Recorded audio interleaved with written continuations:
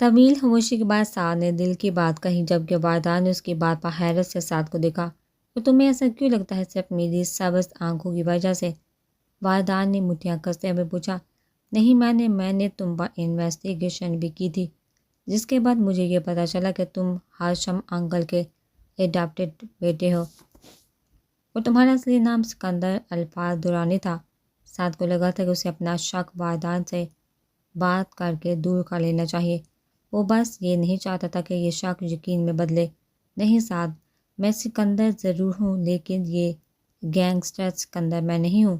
یوں چپ کا وار کرنا میرا انداز نہیں، مگر یہ کوئی اور ہے جو میرے ہی ماضی کی پہچان استعمال کر ہے۔ لیکن کیوں؟ اسی سوال کا جواب جاننا ہے ہمیں۔ واردان نے اپنے دماغ کے گھوڑے دوڑائے تو اس کا شک ہمیشہ کی طرح ایک ہی انسان بھاگ گیا۔ لیکن کیا ایسا ممکن تھا؟ اور اگر ممکن بھی تھا تو اس سب کی وجہ کیا تھی؟ واردان نے اس سوچ کو جھٹک دینا ہی بہتر سمجھا، اور یہ بھی واردان کہ وہ شخص تمہارے بارے میں اتنا سب کچھ کیسے جانتا ہے؟ تمہارا ماضی تو ہمیں بھی نہیں معلوم۔ تو پھر وہ کیسے جانتا ہے؟ شایان نے اپنے ذہن میں اٹھتے سوال پوچھے۔ تم دونوں اس سکندر کو مجھ پر چھوڑ دو۔ اب ہم سکندر کو نہیں ڈھونڈیں گے، بلکہ وہ خود ہمارے سامنے آئے گا۔ ہمیں زیادہ فوکس اس RB پر کرنا ہے۔ واردان کی بابا سارے اسباب میں سارا ہے۔ سعد کو واردان پر پورا یقین تھا۔ اگر واردان کہہ رہا تھا کہ وہ سکندر نہیں ہے تو یہی سچ ہے۔ لیکن پھر کون ہے جو سکندر کو اتنی اچھی طرح سے جانتا ہے؟ ضرور وہ بچپن میں واردان کے بہت قریب ہوگا، اسی لیے وہ خود واردان کا عکس بنا بیٹھا تھا۔ زرش نہ جانے کتنی دیر سلیمان صاحب کے سینے پر سارا کے روتی رہی تھی۔ سلیمان صاحب بھی اسے صحیح سلامت دیکھا اتنے پرسکون ہوئے تھے کہ انہوں نے خود بھی اپنے جگر کے ٹکڑے کو خود سے جدا نہیں کیا تھا۔ فاطمہ بیگم تو تب سے ان کے پاس موجود بیڈ پر سو رہی تھی۔ ان دونوں نے سلیمان صاحب سے زیادہ ظلم فاطمہ بیگم کے ساتھ کیا تھا، جس کی وجہ سے وہاں سے آنے کے بعد وہ کافی وقت ہسپتال میں داخل رہی تھی، مگر ان کی طبیعت بہت زیادہ ٹھیک ہو چکی تھی۔ چلو ذری تم پریشان مت ہو میری جان، بابا اور امی بالکل ٹھیک ہے۔ ابھی ڈاکٹر انہیں چیک اپ کر کے گیا ہے، بس تم انہیں آرام کرنے دو۔ ہمنا کہ ایسا کہنے بعد زرش سلیمان صاحب کے سینے سے ہٹ کر انہیں سوالیہ نظروں سے دیکھنے لگی۔ ہاں میری جان، میں بالکل ٹھیک ہوں۔ تمہیں صحیح سلامت اپنی نظروں کے سامنے دیکھ لیا، اور بھلا مجھے کیا چاہیے؟ سلیمان صاحب نے بہت محبت سے اس کے ساتھ پہا تھا، جبکہ شایان نے انہیں یہ بتایا تھا کہ واردان نے زرش کو ڈھونڈ لیا ہے، تو سلیمان صاحب نے خدا کا شکر ادا کیا تھا، اور اب اسے بالکل صحیح سلامت دیکھا تو سلیمان صاحب جی اٹھے تھے۔ ورنہ RB نے جب انہیں یہ بتایا تھا کہ زرش اس کے پاس ہے تو سلیمان صاحب اور فاطمہ بیگم تو بالکل ہی ٹوٹ چکے تھے۔ زرش نے ایک نظر فاطمہ بیگم کو دیکھا جو سو چکی تھی۔ زرش نے اسباب میں سے ہلائے ہوئے حمنہ کے ساتھ باہر کی طرف چل دی۔ تم میرے ساتھ گھر میں چلو، میں تمہارے پاؤں کو مساج کر کے اس پر پٹی باندھ دیتی ہوں، پھر دیکھنا تم ایک دم ٹھیک ہو جاؤ گی۔ حمنہ نے زرش کے پاؤں کی طرف اشارہ کیا، کیونکہ وہ زرش کی لڑکھڑاہٹ دیکھ چکی تھی۔ حمنہ اسے ایک کمرے میں لے کر آئی جہاں جنان پہلے سے ہی بیڈ پر بیٹھی کسی بات پر کہہ کے لگا رہی تھی۔ زرش کو دیکھتے جنان اس کے پاس ہے، بہت محبت سے زرش کا منہ چوم لیا۔ تمہیں پتہ ہے زری، میں نے، آپی نے اور اشار نے مل کر پلان بنایا ہے کہ آج رات ہم لوگ ایک ہی کمرے میں سوئیں گے اور ڈھیر ساری باتیں بھی کریں گے۔ جنان کی بابا زرش نے خدا کا شکر ادا کیا، وہ کسی بھی حال میں واردان کا سامنا نہیں کرنا چاہتی تھی۔ آپی، میں کیرم بھی لے کر آئی ہوں، مل کر کھیلتے ہیں، وہ مزہ آئے گا، جنان نے کافی پرجوشی سے کہا۔ لیکن جانو، مجھے لگتا ہے کہ زرش کو آرام کرنا چاہیے، وہ تھک گئی ہوگی۔ حمنہ کے بابا جنان نے اپنے گال پھلا لیے۔ تو میں اس سے کیرم ہی کھیل رہی ہوں، کبڈی نہیں۔ جنان کی بات پر سب ہنسنے لگے تو جنان نے منہ مزید پھلا لیا۔ کبڈی چیمپئن اپنے شوہر کو بتا کر آئی ہو تم یہاں پر سونے کے ارادے؟ عشاء نے ایک آنکھ دبا کر شرارت سے پوچھا۔ جتنا عرصہ بھی جنان ان کے پاس رہی تھی اس میں عشاء یہ تو سمجھ گئی تھی کہ شایان اس سے لے کر بہت زیادہ پرجذب ہے، اسے کبھی بھی یہاں نہیں سونے دے گا۔ انہیں کیا مسئلہ ہوگا، بھلا وہ بھی اپنے دوستوں کے ساتھ مل کر انجوائے کرے، میں نے منع کیا ہے کیا؟ جنان نے منہ بنا کر کہا، اور جا کر کیرم بورڈ کے پاس بیٹھ گئی۔ تبھی دروازہ کھٹکنے کی آواز آئی تو حمنہ نے شرارت سے جنان کو دکھا، لو آ گیا تمہارا بلاوا۔ حاملہ نے ایک آنکھ دبا کر شرارت سے کہا، ہنستے ہوئے دروازہ کھولا تو سامنے عثمان سینے پر ہاتھ باندھے کھڑا تھا۔ میرا موبائل نہیں مل رہا۔ عثمان نے اسے گڑ کا کہا تو حاملہ نے بھی جواب میں اسے گڑا تھا، عثمان روم میں ہی ہوگا۔ حاملہ نے بے بسی سے کہا، نہیں ہے جان، جہاں پورا کمرہ ڈھونڈا نہیں ملا، اور اگر میں نے ڈھونڈ لیا تو حاملہ نے اسے چیلنج کیا، تم چل کر ڈھونڈو تو صحیح، یہ سب بعد میں دیکھ لیں گے۔ عثمان کی بات پر حاملہ گہرا سانس لے کر عثمان کے پیچھے چل دی۔ وہی میرا بلاوا آیا ہے، اپنے شوہر کو خود ہی قابو میں نہیں رکھا ہوا آپ ہی نے، اور کہہ رہی مجھے ہے۔ ارے روکو ابھی کو تو آنے دو، پھر کھیلتے ہیں۔ جانا نے اشال کو بورڈ سیٹ کرتے دیکھا، کہا، بچہ تمہارا آپ ہی اب واپس نہیں آ رہی، فکر مت کرو تم۔ اشال نے اپنا چشمہ ایک ادا سے ٹھیک کر کے کہا، وہ واقعی ہی 2 منٹ بعد دروازہ پھر سے ناک ہوا۔ جائیے جانو جی، آپ کے ہسبینڈ کا بھی موبائل نہیں مل رہا۔ اشال کی بات پر جہاں زرش ہنسی تھی، وہیں جانا نے اپنا منہ بسور لیا۔ اشال نے دروازہ کھولا تو ایک ملازمہ سامنے کھڑی تھی۔ وہ جانان بیوی کو شایان صاحب بلا رہی ہے۔ ملازمہ کے ایسا کہنے پر اشال کہہ لگا، ہنسی تو جانان منہ پھلا کر باہر کی طرف چل دی۔ شایان صاحب کو تو میں وضع چکاتی ہوں، جانان نے غصے سے کہا اور کمرے سے باہر نکل گئی۔ تھینک گاڈ میں ان جھنجھٹوں سے آزاد ہوں، میں نے کہا بھلا کسی آدمی کے ننھرے برداشت کرنے تھے۔ اشال نے اپنے موبائل نکال کر کہا اور مسکراتے ہوئے اپنے موبائل دیکھنے لگی۔ تھینک گاڈ اس ایریے میں انٹرنیٹ اچھا ہے۔ اشال نے ایک نظر زرش کو دیکھا، مسکرا کر کہا، میں تمہارے پاس سو جاؤں؟ زرش نے سوال کیا تو اشال نے اسے گور کر دیکھا۔ زرش کے سوال پر اشال کو شرارت سوجی۔ تمہیں غلطی لگ رہی ہے میری جان، میں تمہارا شوہر نہیں ہوں۔ اس کے پاس جا کر سوچ اپنی بہنوں کی طرح۔ اشال کی بات پر زرش کے گال پھر سے دہکے۔ اگر تم نہیں سلاتی تو میں جنان کے پاس چلی جاتی ہوں۔ زرش نے منہ بنا کر اشارہ کیا۔ تو تم پر اتنی عنایت نہیں کرے کہ تمہارے مقابلے کافی عقل مند ہے، جانتی ہے کہ اپنے شوہر کے پاس رہنا ہی سب سے زیادہ بہتر ہے۔ زرش کا منہ بن گیا، تو میں اکیلے سو جاؤں گی؟ زرش نے اشارہ غصے سے کیا تو اشال ہنسنے لگی۔ اچھا بابا سو جاؤ یہیں پر۔ زرش سکھ کا سانس لیتی بستر میں گھس گئی۔ اشال بھی اپنے موبائل پر نظر جمائے بستر کے دوسری طرف آئی اور آرام سے لیٹ کر فیس بک سکرول کرنے لگی۔ تھوڑی دیر کے بعد دروازہ پھر سے ناک ہوا۔ اشال نے ٹائم دیکھا تو رات کا 1 بجا تھا۔ پھر ایک نظر زرش کو دیکھا جو کب کی سو چکی تھی۔ لو آ گیا اس کا بھی بلاوا، اشال الجھن سے کہہ کر اٹھی اور دروازہ کھولا تو اس توقع کے مطابق بادان دروازے کے سامنے کھڑا تھا۔ زرش کہاں ہے؟ یہاں ہے کیا؟ نہیں، وہ تو زرش کا بھوت سو رہا ہے۔ اشال نے بر کی طرف اشارہ کرتے ہوئے اپنی عادت کے مطابق الٹا ہی جواب دیا، کام بولا کرو۔ وادان اس کو ہمیشہ والی ہدایت دیتا ہوا سوئی ہوئی زرش کے پاس گیا اور مسکرا کر اس کے چہرے سے بالوں کو ہٹایا۔ تمہاری جگہ یہ نہیں ہے نورجہاں۔ وادان نے اس کے قریب ہو کر سرگوشی کی اور پھر اسے بازو میں اٹھا لیا۔ زرش ایک پل کو کسمسائی اتکابر کی وجہ سے پھر سے سو گئی۔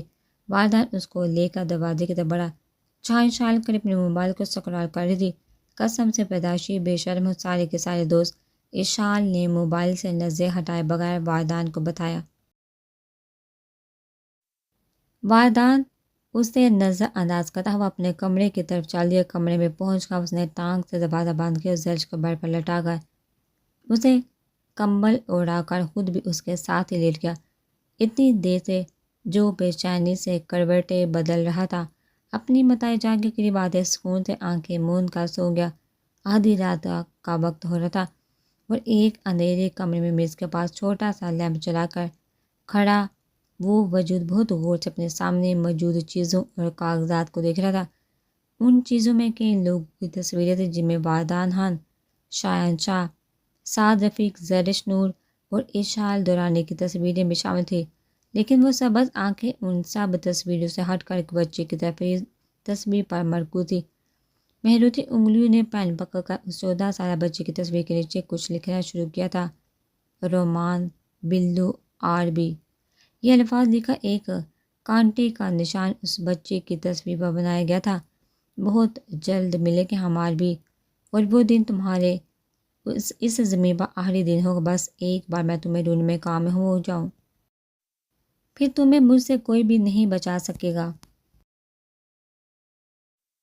نفرت بڑی آواز حالی کمرے میں گونجی تھی۔ پھر وہ سبز آنکھیں زرش کی تصویر کے پاس گئی تو اس نے زرش کی تصویر کو واردان کی تصویر کے پاس سے اٹھایا۔ نور زرش، آدمی کی سب سے بڑی کمزوری، بہترین چارہ بن سکتی ہو تم میرے لیے۔ اتنا تو پتہ چل چکا ہے کہ تمہارے لیے آدمی کسی بھی حد تک جائے گا، مگر افسوس کی بات یہ ہے کہ تمہاری معصومیت کو مجھے چارہ بنانا پڑے گا۔ یقین جانو لڑکی، مجھے اس کا بہت زیادہ افسوس ہے، لیکن کیا کروں، میرے پاس اور کوئی چارہ نہیں۔ تمہیں تو میرا چارہ بننا ہی پڑے گا، تبھی تو وہ عربی میرے ہاتھ میں آئے گا اور سکندر کی زندگی کا مقصد پورا ہو جائے گا۔ سبز آنکھوں میں چمک پیدا ہوئی، ان محروتی انگلیوں نے زرش کی تصویر کو عربی کی تصویر کے پاس رکھا، لیکن تبھی اس کی نظریں بھٹکا واردان کی تصویر پر گئی۔ معاف کرنا، لیکن افسوس کی بات تو یہ ہے کہ عربی کی کمزوری ہی تمہاری محبت ہے۔ واردان خان، اچھے لوگوں سے سکندر کی کوئی دشمنی نہیں، لیکن وہ کہتے ہیں نا کہ گن کے ساتھ گیہوں کو پستا ہی ہے، مگر پھر بھی تمہیں کچھ وقت دے گا سکندر، کھل کر جی لو اپنی زندگی۔ واردان کی تصویر کو دیکھتے ہوئے ان لبوں نے سرگوشی کی اور پھر ان تمام چیزوں کو اکٹھا کر کے بیگ میں رکھا جانے لگا، لیکن تبھی شال کی تصویر ان ہاتھوں سے چھوٹ کر زمین پر گری۔ اس پر نظر پڑتے ہی وہ لب پھر سے مسکرائے۔ کمال کر دیا لڑکی، انہیں ابھی تک ذرا سا بھی شک نہیں ہوا، ہاں ہاں ہاں۔ اب دیکھنا، بہت جلد تمہارا انعام تمہارے سامنے ہوگا، بہت جلد محنت کا صلہ ملے گا تمہیں، بالکل جیسا تم نے چاہا تھا، بہت جلد۔ لبوں پر مسکراہٹ سجا کر اس وجود نے تمام چیزوں کو اپنے بیگ میں ڈالا تھا، اور اتنی ہی دیر میں ہی اس شیطانی دماغ نے کئی منصوبے بنا لیے تھے، اور تمام منصوبوں کا مرکز صرف ایک شخص تھا، عربی۔ فیض نہیں جانتا تھا کہ وہ کس طرح سے عربی کو بتائے کہ نہ صرف وہ لڑکی اور وہ آدمی ان کے ہاتھ سے نکل چکے تھے، بلکہ ان کے کافی آدمی کے ہاتھ بھی لگ گئے تھے، اور وہ آدمی بھی ان کے بہت سے کاموں کے بارے میں جانتے تھے۔ اب انہیں وہاں بھی نقصان ہی اٹھانا پڑے گا۔ بعض فیض نے کانپتی ہوئی آواز میں عربی کو پکارا، جو اس وقت سگریٹ منہ میں دبائے کسی مغرور اور انتہائی خوبصورت بادشاہ کی مانند اندھیرے کمرے میں صوفے پر بیٹھا نیوز دیکھ رہا تھا، جہاں کسی ریاست دان کے بارے میں خبر چل رہی تھی۔ بکو، عربی نے اس کی طرف دیکھے بغیر کہا۔ بس وہ لڑکی اور اس کا شوہر وہ ہمارے ہاتھوں سے نکل گئے ہیں اور نہ جانے کہاں ہیں، ہم ڈھونڈ نہیں پا رہے۔ عربی نے انتہائی زیادہ غصے سے فیض کو دیکھا اور پھر وہاں سے اٹھ کر فیض کے پاس آیا۔ اس سے پہلے کہ فیض اس کا ارادہ سمجھتا، عربی نے اپنا ہاتھ ہوا میں اٹھا کر ایک انتہائی زوردار مکہ فیض کے منہ پر مارا۔ کتوں ایک کام ٹھیک سے نہیں کر سکتے، حرامی ہو سب۔ عربی نے ایک جھٹکے سے فیض کو چھوڑا، جس کی وجہ سے فیض زمین پر بوس ہو گیا اور عربی کے سامنے اپنے ہاتھ جوڑ دیے۔ جانتا ہے تیری وجہ سے وہ لڑکی میرے ہاتھ آ کر نکل گئی۔ پہلی دفعہ عربی کی خواہش ادھوری رہی، تم سب حرامیوں کی وجہ سے، وہ بھی میرے سب سے بڑی خواہش۔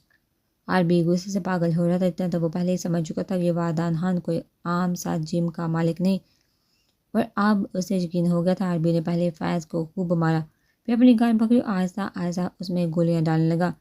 فیض کانپتے ہوئے عربی کو دیکھ رہا تھا۔ اس واردان خان کے بارے میں پتہ لگانے کو کہا تھا، کیا پتہ چلا؟ عربی نے اپنی گن کو ایک انداز سے گھماتے ہوئے پوچھا۔ جی باز، فیض نے کراتے ہوئے اٹھ کر کانپتے ہاتھوں سے ایک فائل ذہن سے زمین سے اٹھائی اور اس نے عربی کو پکڑا دیا۔ وہ ویسے بھی واردان خان کے بارے میں کچھ زیادہ معلوم نہیں کر پایا تھا۔ عربی نے اس فائل کے صفحے پلٹنا شروع کیا۔ ہم سے معلومات تھی، اس کے ماں باپ، اسکول اور کالج کے بارے میں۔ پہلے تو وہ ہر چیز کو نظر انداز کرتا رہا، مگر پھر اچانک ہی اس کی نظر واردان خان کی تصویر پر پڑی۔ بوڑھی آنکھوں میں حیرت آئی تھی، نہ جانے کتنی ہی دیر واردان خان کو دیکھتا رہا تھا، اور پھر عربی نے ایک خطرناک سی چیخ کے ساتھ اس فائل کو زمین پر پھینکا، پاس پڑے ٹیبل کو بھی الٹ دیا۔ کیوں سکندر، کیوں ہر دفعہ تم ہی کیوں چھین لیتے ہو سب مجھ سے؟ عربی غصے سے چلاتے ہوئے پورا کمرہ تہس نہس کر تو فیض خوف کے مارے کونے میں بیٹھا یہ سب دیکھ رہا تھا۔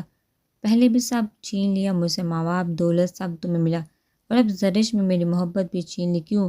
عربی تڑپ رہا تھا، اس کی یہ تڑپ اس کی چیخ پکار سے ظاہر ہو رہی تھی، اس لیے نفرت کرتا تھا میں تم سے سکندر، بہت زیادہ نفرت، اور اب میری سب سے بڑی خواہش بھی تمہاری وجہ سے ادھوری ہے۔ نہیں چھین لوں گا، میں تم سے پھر سے سب کچھ چھین لوں گا۔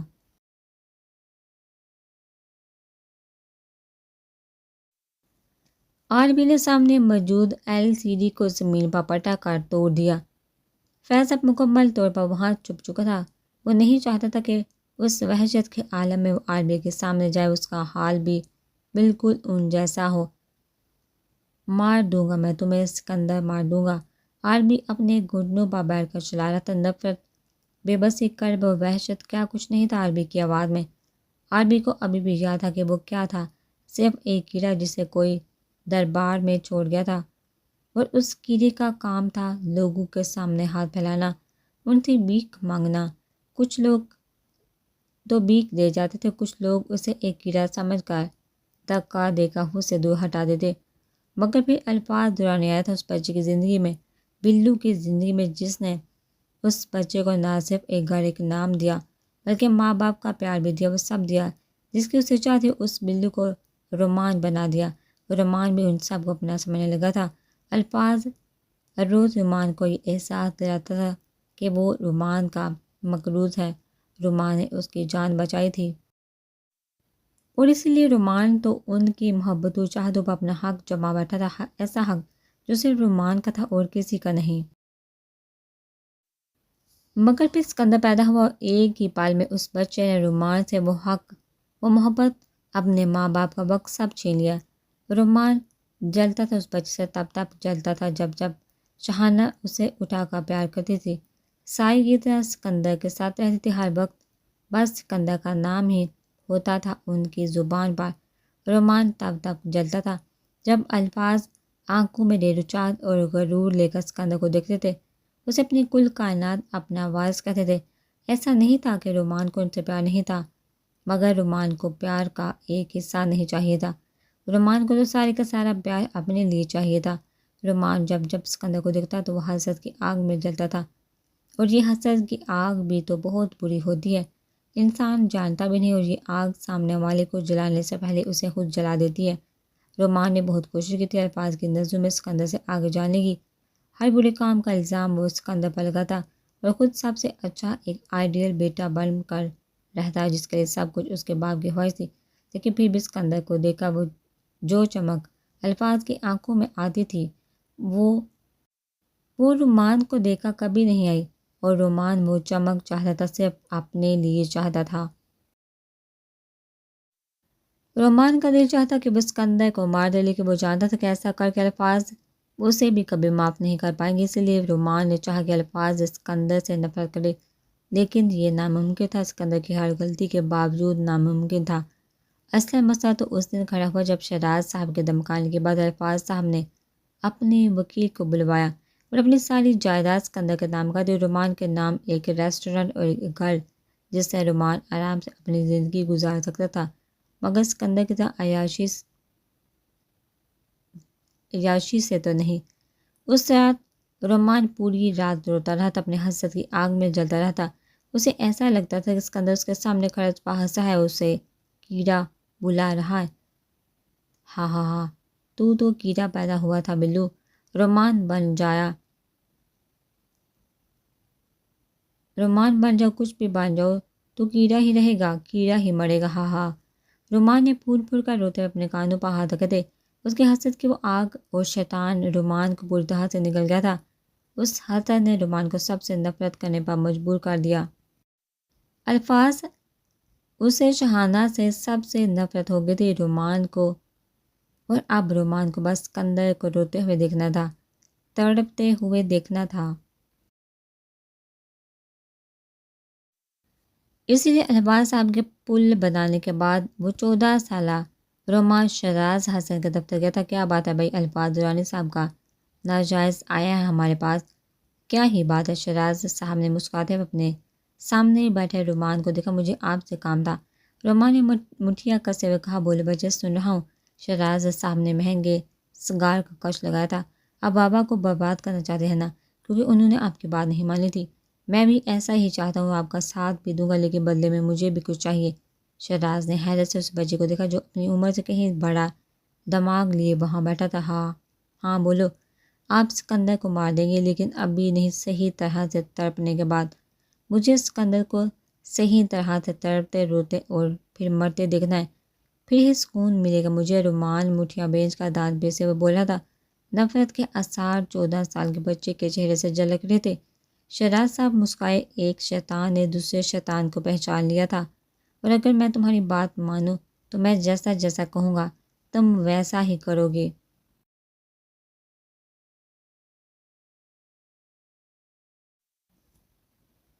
شہراز صاحب نے سگار کا کش لگا کر پوچھا۔ ہاں، رومان نے کچھ سوچ کر جواب دیا۔ ڈن ہو گیا بچہ، ہم دونوں ایک دوسرے کی مدد سے اپنا مقصد پورا کریں گے، لیکن مجھے ڈیل کراس کیا نا تو ایسی جگہ مار کے پھینک دوں گا تمہیں کہ تمہاری لاش تک کسی کو نہیں ملے گی۔ رومان ایک پل کو سہما اور پھر ہاں میں سر ہلایا۔ شہراز صاحب نے مسکراتے ہوئے رومان سے ہاتھ ملایا۔ اس کے بعد رومان نے بالکل ویسا کیا جیسا شہراز حسن نے اسے کہا تھا۔ الفاظ کو پھنسانے، اس بار جھوٹا الزام لگانے میں آدھا ہاتھ رومان کا تھا، کیونکہ الفاظ صاحب کی تمام پرسنل ڈیٹیلز رومان نے ہی تو شہراز کو پہنچائی تھی۔ پھر ویسا ہی ہوا جیسا رومان نے چاہا تھا۔ الفاظ جیل میں چلے گئے اور دن رات اپنے باپ کے لیے سکندر کو روتا تڑپتا دیکھ، اسے بہار میں مبتلا دیکھ رومان کو عجیب سا سکون ملا، مگر اس کی چالاکی یہ تھی کہ اس نے ایک سیکنڈ کے لیے بھی خود پر کسی کو شک نہیں بنے دیا تھا۔ شہانہ کی نظر پڑتے ہی رومان مگرمچھ کے کئی آنسو بہا لیتا اور اسے روتے دیکھ شہانہ اور تڑپ اٹھی۔ رومان، تم تو میرے بہادر بیٹے ہو نا، سکندر تو بچہ ہے، تم تو ہمت کرو رومان، میرا سہارا بنو۔ شہانہ تڑپ کر رومان کو خود سے لگا کر کہتی۔ پھر وہ دن بھی آیا جب الفاظ پر عوام میں سے ہی کسی نے گولی چلا دی، لیکن یہ بات رومان اور شہراز ہی جانتے تھے کہ ایسا کرنے والا شہراز کا ہی آدمی تھا۔ شہراز نے رومان سے وعدہ کیا تھا کہ اسے الفاظ کی دولت اور سکندر کی موت دیکھنے کو ملے گی، مگر اب رومان کو کچھ اور بھی چاہیے تھا۔ اسے شہانہ کا پیار، اس کی ممتا چاہیے تھی، اس لیے تو رومان نے خود پر گولی لگنے کا جھوٹا ڈرامہ کروایا، تاکہ سکندر کے مرنے کے بعد جب شہانہ بالکل تنہا ہو جائے تو رومان انہیں سہارا دے، پھر ان کا سارا پیار اپنے لیے رکھ لے۔ یہ تو وہ بعد میں بہانہ بھی لگا سکتے تھے کہ رومان کو گولی لگی ہی، لیکن وہ بچ گیا تھا۔ مگر یہاں بھی سکندر ہی جیت گیا، جب شہانہ نے اپنے لال کی موت کو دیکھنے کے بجائے اپنا گلا کاٹنا پسند کیا۔ تب تو رومان کی نفرت مزید پختہ ہو گئی تھی۔ پھر رومان نے آرام سے شہراز کے آدمیوں کے ساتھ ایک کمرے میں بیٹھ کے ہنستے ہوئے ٹی وی پر سکندر کو بام پہننے اس گلی میں جاتے دیکھا، اور پھر اس گلی میں ہونے والے اس بڑے سے دھماکے کو دیکھا جس سے سکندر کی ہڈیاں تک کا سورما بن گیا تھا۔ کسی کو تو سکندر کی لاش بھی نہیں مل سکی تھی۔ سکون کی ایک لہر رومان کے پورے جسم میں دوڑ گئی تھی۔ آج اس کے حسد کی آگ کو ٹھنڈک ملی تھی۔ ایک ہنستا بستا گھر جلانے کے بعد حسد کا وہ جن اطمینان پذیر تھا۔ اس کے بعد رومان نے فیصلہ کیا تھا کہ وہ خود کو ایک طاقت بنائے گا، ایسی طاقت جس کے سامنے سب جھکے اپنے ہاتھ پھیلائیں، بالکل جیسے وہ بچپن میں پھیلاتا تھا۔ تب ہی وہ آرمی بنا، اس ملک کا سب سے بڑا خطرناک گینگسٹر، جس کی وجہ سے سب ڈرنے لگے۔ ملک کا ہر غیر قانونی کام بلا واسطہ آرمی ہی کرواتا تھا۔ بہت سے سیاستدان بھی آرمی کے تلبے چاٹتے تھے۔ آرمی اب کے لیے ایک دہشت بن گیا، کہ ایسا شیطان جس سے سب ڈرتے تھے۔ اتنا خطرناک گینگسٹر ہونے کے باوجود آرمی کبھی کسی کی نظر نہیں آیا تھا، اور نہ ہی کبھی اس کے خلاف کوئی ثبوت ملا۔ لیکن پھر ایک دن اس شیطان کو بھی محبت ہوگی کہ معصوم سی بڑی سے، جو اس سے بہت چھوٹی سے، صرف اس سے دیکھا بہت عرصے بعد رومان کا دل دھڑکا تھا، اس میں پھر سے محبت پانے کی چاہ پیدا ہوگی۔ لیکن ایک شیطان کو پری کیسے ملتی؟ اسی لیے رومان نے اس پری کے دل میں، اس کے ذہن میں ایسی دہشت ڈالنے کا فیصلہ کیا جو اسے رومان سے کبھی بھی دور نہ ہونے دے۔ وہ چاہ کبھی رومان کو بلا نہیں پائے، اس کے بڑے ہوتے ہی رومان اسے حاصل کر لے۔ مگر یہاں بھی رومان ہار گیا تھا، پھر سے سکندر جیت گیا تھا، اور یہ بات اب رومان کو گوارا نہیں تھی۔ حسد کی وہ آگ اب پہلے سے بھی کہیں زیادہ بھڑک چکی تھی۔ اب کی بار تو سکندر نے رومان کے دل پر وار کیا تھا۔ رومان کی چاہت، اس کی خواہش، محبت، سب کچھ زرش ہی تو تھی، اور اب وہ بھی باقی سب کے تحت سکندر کی تھی۔ بولا تھا نا تجھے، تو کیڑا ہے اور کیڑا ہی رہے گا، دیکھ لے، ہاں ہاں سب کچھ ہے تیرے پاس، سب کچھ، مگر وہ نہیں، وہ میری ہے، ہاں ہاں ہاں میری ہے وہ۔ رومان کو بھی سے اسکندر اپنے سامنے کھڑا کہہ کے لگا کہ اس کا مذاق بناتے ہوئے نظر آ رہا تھا، مگر اب کی بار وہ اکیلا نہیں تھا۔ اس کی باہوں میں زرش تھی، اس کے بازو میں رومان کی خواہش، اس کی چاہت تھی۔ نہیں۔ رومان اوپر کی طرف منہ کر کے بہت زور سے چلایا تھا، بہت درد تھا اس کی جیہ میں، مگر اس درد کے باوجود شیطان کہیں سے بھی قابل رحم نہیں تھا۔ بھلا جو حسد کی آگ میں اپنے ساتھ ساتھ باقی سب کو بھی جلا لے، اس پر کیا رحم کرنا؟ اپنا گناہ گار بہت تھا۔ فیض نے گھبرا کر عربی کو دیکھا، جس کی خوبصورت بوڑھی آنکھوں میں اب آنسو تھے بباز۔ فیض آہستہ سے عربی کے پاس گیا، اس کے کندھے پر ہاتھ رکھا، مگر اچانک ہی بہت تیزی سے عربی نے اٹھ کر فیض کی گردن کو بہت زور سے جگڑ لیا۔ مجھے وہ چاہیے فیض، دونوں چاہے بالکل زندہ۔ اب میرے دل میں جو آگ اس اسکندر نے لگائی ہے نا، وہ اتنی آسانی سے نہیں بجھے گی۔ اس کی آنکھوں کے سامنے ہی جب اس کی محبت کی دھجیاں اڑاؤں گا نا، تب سکون ملے گا مجھے، تب چین آئے گا اس دل کو۔ فیض ہر ممکن کوشش کر رہا تھا وہ اپنی گردن کو چھڑوانے کی، لیکن عربی کی پکڑ بہت مضبوط تھی۔ عربی کی رگیں غصے سے تان رہی تھی۔ میری نور زرش کو بھی سزا ملے گی، اب اسے اسکندر الفاظ دلانے سے محبت کرنے کی بہت بڑی سزا ملے گی۔ عربی نے لہو رنگ آنکھوں سے فیض کو دیکھا۔ ڈھونڈو انہیں فیض، اور میرے پاس تھا، ورنہ تمہارے ٹکڑے کر کے جانوروں کو کھلا دوں گا۔ ایک ہفتہ ہے بس تمہارے پاس، صرف ایک ہفتہ۔ عربی نے ایک زوردار جھٹکے سے فیض کو چھوڑا، اور فیض بھی اسے موقع غنیمت جان کر وہاں سے کھانستے ہوئے غائب ہو گیا۔ نہیں چھوڑوں گا تمہیں اس بار اسکندر، بہت تڑپاؤں گا، میری آنکھوں کے سامنے ہی تڑپ تڑپ کر مرو گے تم، دیکھنا۔ عربی نے وحشت سے کہتے ہوئے اپنا ہاتھ بہت زور سے سامنے موجود شیشے کی کھڑکی میں مارا۔ زرش اٹھی تو وہ کمرے میں بالکل اکیلی تھی، مگر حیران تو وہ اس بات پر تھی کہ وہ اس کمرے میں کیسے آ گئی۔ وہ تو شال کے پاس نہیں سوئی تھی، کہیں واردان ہی تو اسے یہاں لے کر نہیں۔ ایک شرمیلی سے مسکان نے اس کے لبوں کو چھوا تھا، لیکن تبھی اس کی نظر بیٹھ کے ساتھ ٹیبل پر پڑی، جہاں ایک باکس پڑا تھا۔ زرش نے جلدی سے اٹھ کر ارد گرد دیکھا، وہ تو شکر ہے کہ واردان یہاں نہیں تھا، ورنہ زرش کی وہ حالت ہونی تھی کہ بس۔ زرش نے جلدی سے اس باکس کو پکڑ کر کھولا تو اس کی آنکھیں کھلی کی کھلی رہ گئی۔ اس باکس میں کئی رنگوں کی انتہائی خوبصورت چوڑیاں تھیں۔ زرش نہ جانے کتنی دیر ان چوڑیوں کو دیکھتے، پھر اس کی نظر سائڈ پر پڑے ایک کارڈ پر گئی۔ دنیا میں بہت سی خواہشات ہوتی ہیں نور جہاں، لیکن میری خواہش بہت زیادہ ہے، تمہیں سننے کی، تم سے بہت ساری باتیں کرنے کی، مگر ایسا نہیں ہو سکا۔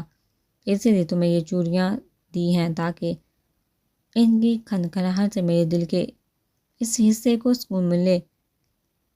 جیسے تمہاری آواز سننے کی بہت زیادہ بےتابی ہے، اگر آج تم انہیں پہن کے نیچے آئی تو میں سمجھ جاؤں گا کہ میری ہر چھوٹی بات کو بلا کر تم نے میری سچی محبت پر یقین کر لیا، صرف